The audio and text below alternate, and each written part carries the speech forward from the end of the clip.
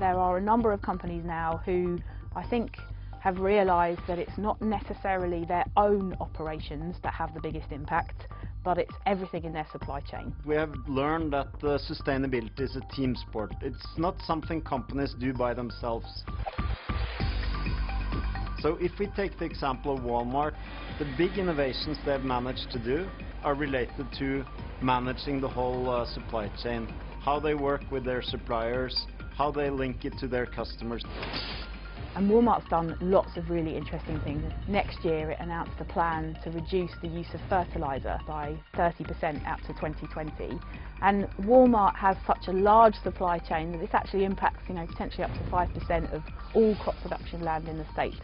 And as soon as you bring that vast number of suppliers on board, then you can really make a difference.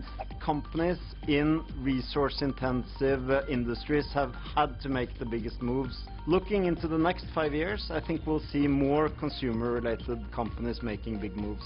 And I think we can expect to see even more companies take up that supply chain challenge in 2014.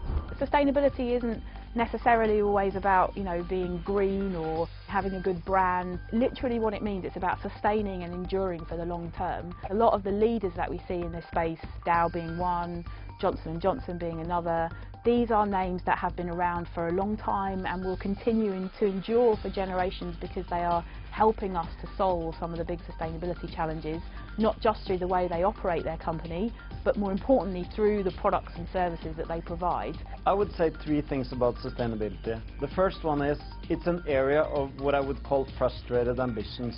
Most CEOs want to do more than they're able to do. I would also say that it's an area of evolution and innovation. We are moving in the right direction. Thirdly, it's an area which increasingly becomes an opportunity to build competitive advantages. So we don't really have to convince CEOs about whether, but we do need to understand and help on how. That's the real question.